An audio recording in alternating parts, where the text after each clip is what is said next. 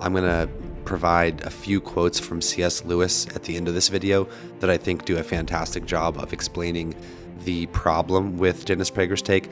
But let's go ahead and dive into it. I am less interested in the interior person, morally speaking, than you are. And probably any of you are. And it's largely, I do believe, because I come from a behaviorist, law-based religion.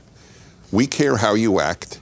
That's why we don't have a claim that if you look at another woman with lust, it's as if you've committed adultery with her. I am, as I said yesterday, I thank God for America's Christians. And Maimonides said if it weren't for Christians, the world wouldn't know about the Torah. So I'm a big Christian fan. But obviously Christianity and Judaism are not identical religions. And we have no equivalent that if you look upon another woman with lust, it's as if you have committed adultery with your heart. There's only one way to commit adultery in Judaism, and it's with a different organ. And I'm not being cute. I'm being very realistic. Looking with lust is not a sin in Judaism. So let me pause really quick here, because the first question that's asked is lust adultery? Which is actually a different question than is lust problematic or is lust, bad in any way. So Jordan Peterson is going to push back, but I want to draw that distinction. What's the stance on pornography?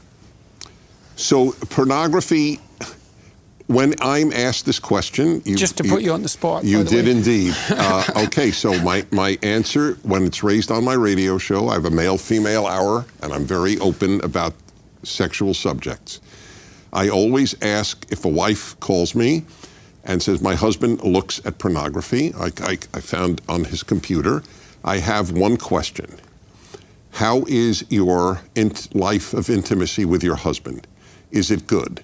In other words, is the pornography in lieu of you or in addition to you? Mm-hmm. And I know this is not a religious answer, and mm-hmm. I'm not even giving a religious answer. I'm giving mm-hmm. what I think is a moral and realistic answer. Men want variety. And if adultery is a substitute if pornography is a substitute for one's wife, it's awful. If it's a substitute for adultery, it's not awful. How about a third option of mortify the flesh? Don't give in to that. Don't water that seed. That he's right in the sense that there's a connection between lust and adultery. But if the goal is to avoid adultery, why would you permit lust since they are so interconnected?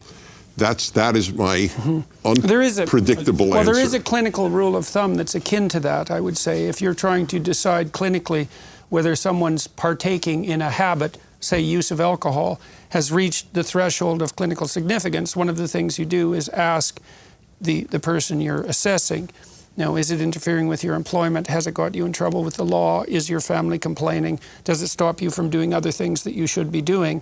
And so the judgment isn't the use of the forbidden substance itself. It is in some sense consequentialist. And I'm not saying that that's an absolute, but it is a hallmark of clinical judgment. But Dennis, you're making, I think, too big a gap between, behavior and where it comes from.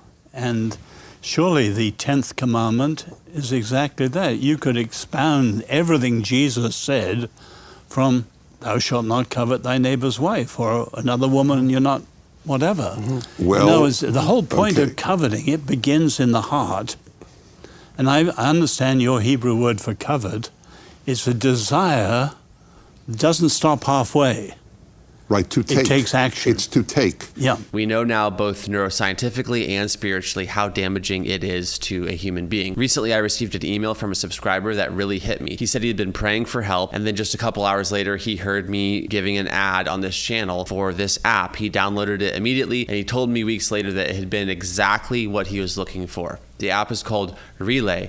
Relay is a community-based app that is designed to help you break free from pornography and stay free from pornography. It combines daily accountability, evidence-based tools and skills, and a supportive community of guys all walking this same road. If you're tired of the cycle, this is one of the most effective solutions I've been able to find. And here's the best part. Relay is so confident that you will see results in your first 30 days that they offer a full money-back guarantee. If you're currently struggling in the shadows with this, today can be the day that things start to change. Take a stand right now. Click the link in the description and use my code WISDOM to get 7 days completely free. Give Relay an honest try. If it helps, and I believe it will, it'll be one of the best decisions that you ever made. I think you know that. And if for whatever reason it's not the right fit, you can get your money back, no questions asked. You don't have to fight this alone anymore, is the point. You were never meant to. Check out the link in the description below. See you back in the video. It's not. There's no ban in the 613 laws of the Torah on lusting. I don't even know there's a ta'ava is the closest you could get to lust in Hebrew, but yeah. Okay, so let me ask you about that. The kavod is critical.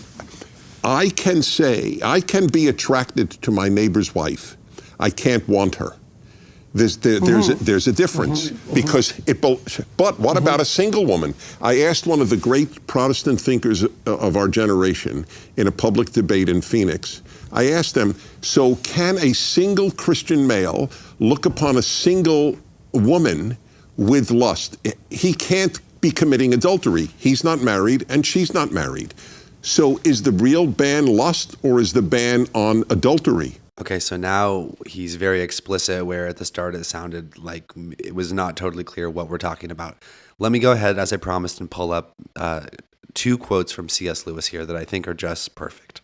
For me, the real evil of masturbation would be that it takes an appetite which, in lawful use, leads the individual out of himself to complete and correct his own personality and that of another. And finally, in children and even grandchildren, and turns it back, sends the man back into the prison of himself, there to keep a harem of imaginary brides. And this harem, once admitted, works against his ever getting out and really uniting with a real woman. For the harem is always accessible, always subservient, calls for no sacrifices or adjustments, and can be endowed with erotic and psychological attractions which no woman can rival. Among those shadowy brides he is always adored, always the perfect lover. No demand is made on his unselfishness, no mortification ever imposed on his vanity. In the end, they become merely the medium through which he increasingly adores himself.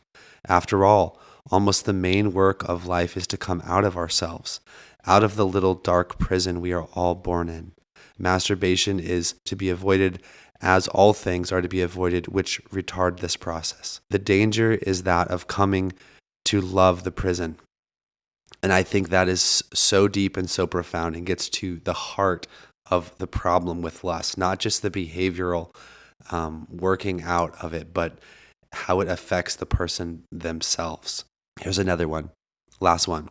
Lust is a poor, weak, whimpering, whispering thing compared with that richness and energy of desire which will arise when lust has been killed.